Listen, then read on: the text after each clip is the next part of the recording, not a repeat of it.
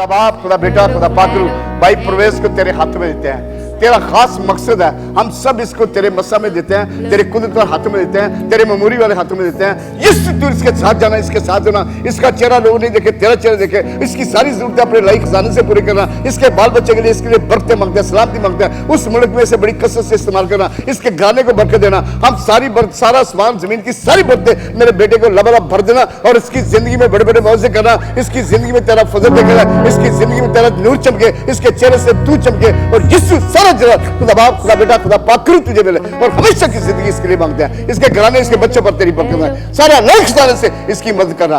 कोई चीज, कोई आफत कभी इसके नजदीक ना आए और कामल तेरे घर से खुशियां लेके और गोया पर गई है। खुदा यीशु ने मेरे बड़े बड़े मौजे किए, खुदा यीशु इसको तेरे हाथ में देते हैं, खुदा यीशु राज के नाम से मांगते हैं, बख्शते हैं। आमीन आमीन। God bless you, God bless you.